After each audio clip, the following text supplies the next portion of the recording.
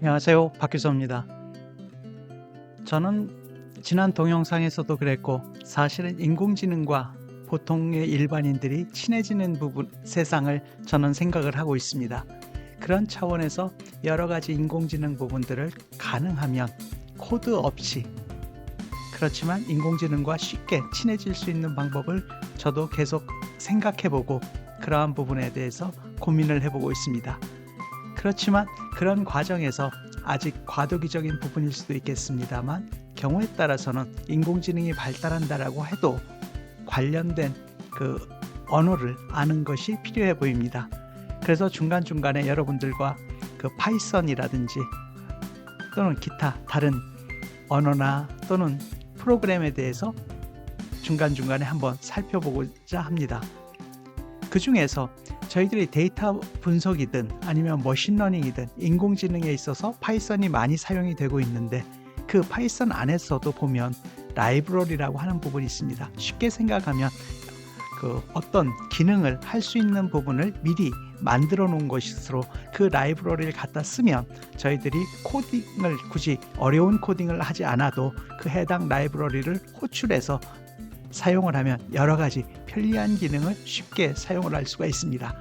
그 중에서 대표적으로 많이 사용하고 인기가 있는 라이브러리가 오늘 여러분들께 간략하게 말씀드릴 넘파이라고 하는 부분입니다.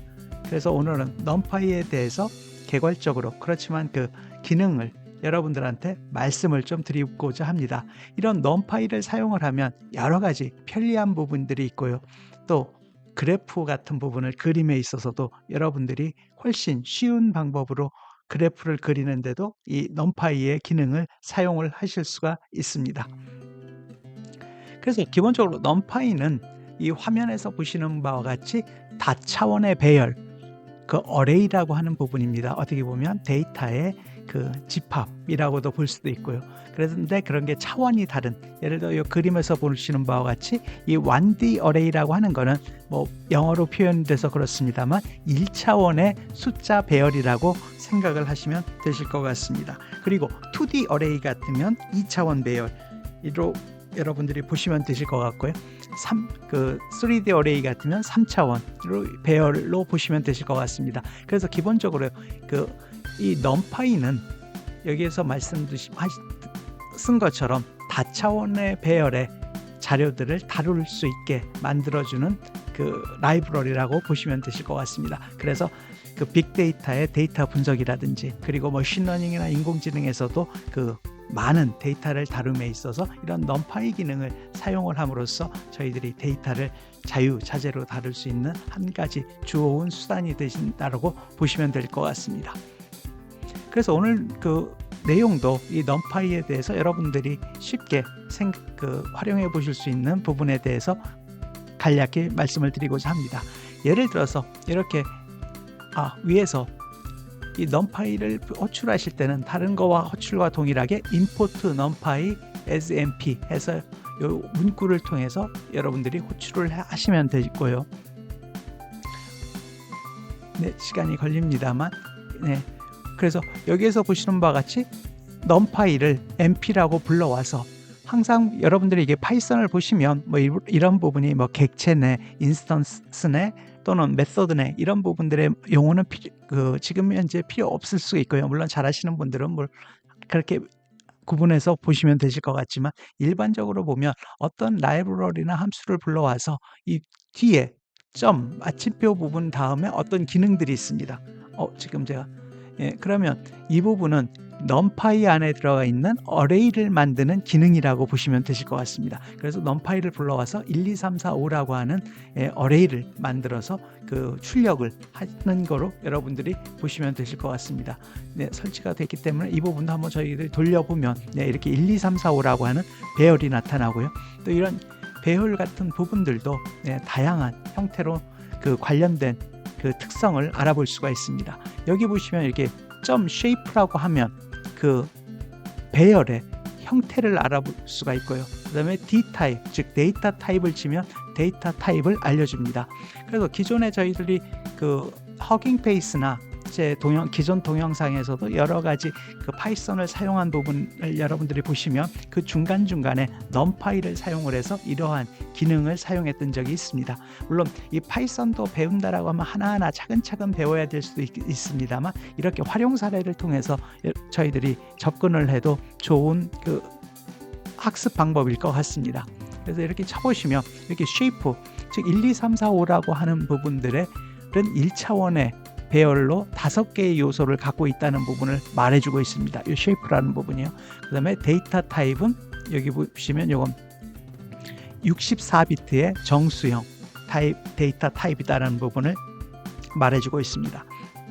그리고 이번에는 2차원 배열을 만들어 보시면요, 이렇게 NP 어레이하고 이런 형식으로, 즉 안쪽에 이 대괄호 부분을 2개를 씀으로 해서 2차원 배열을 여러분들이 만들어 보실 수가 있습니다. 역시 이런 부분에 대해서도 관련된 형태라든지 데이터 타입을 저희들이 한번 출력을 해보면 다음과 같이 1, 2, 3, 4, 4, 5, 6 학교에서 예를 들어서 행렬이나 그런 부분을 배우신 분들은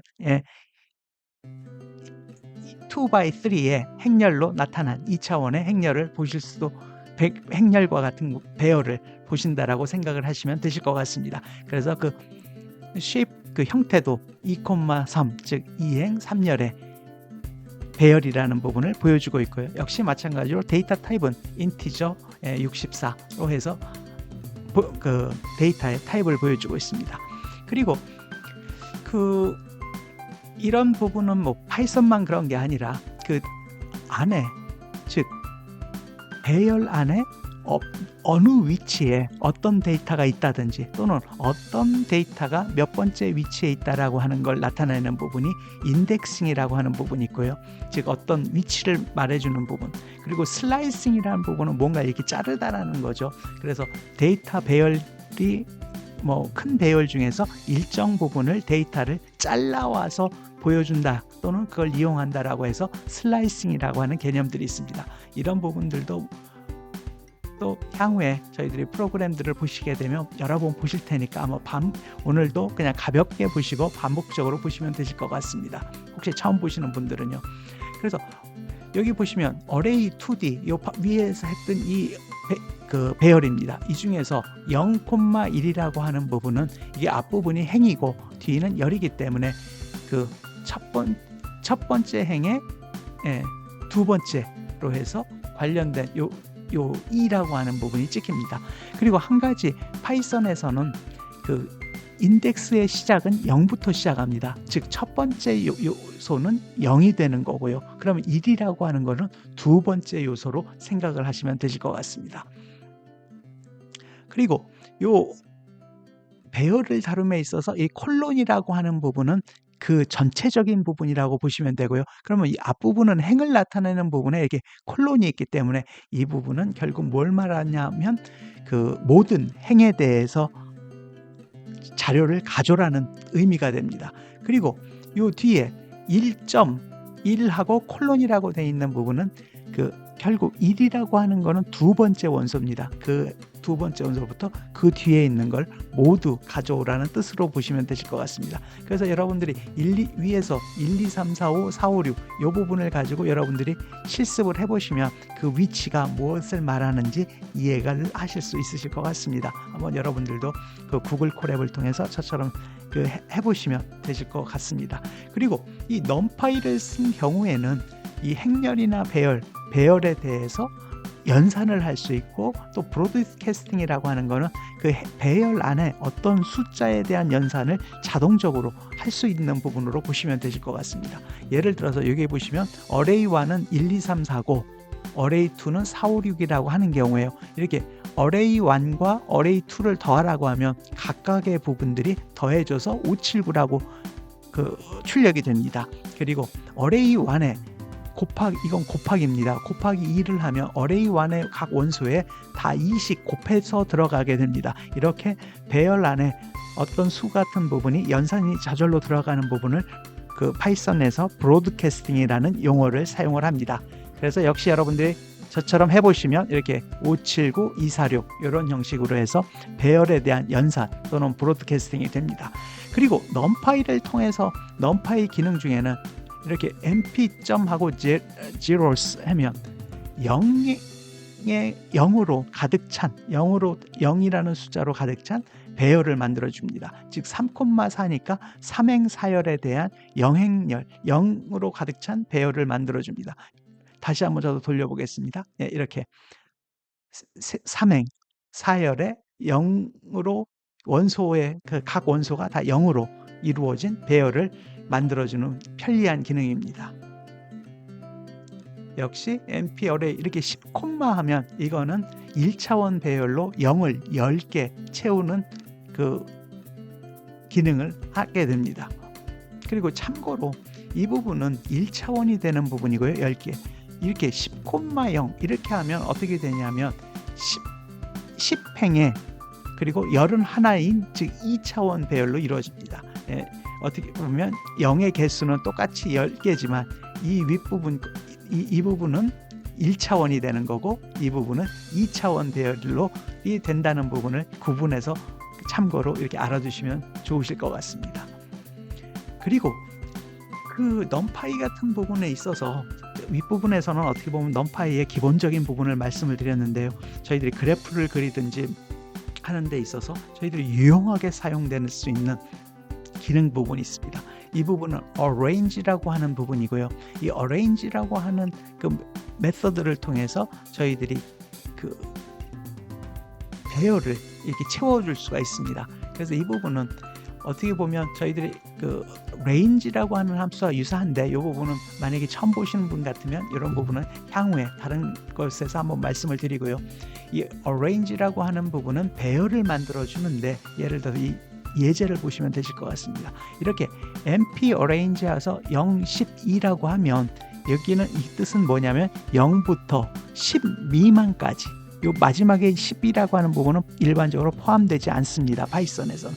즉 0부터 정수라고 하면 9까지 그렇지만 요 세 번째 있는 거는 이게 스텝입니다.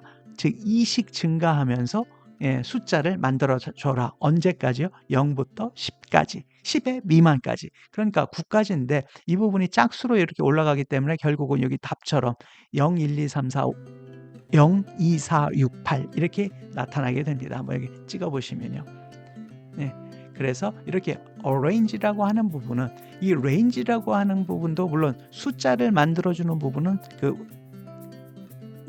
0부터 10 미만까지 만들어주는 부분은 동일합니다만 이렇게 이 numpy array는 배열로 만들어준다는 특성이 있다는 것을 여러분들이 알아주시면 되실 것 같습니다.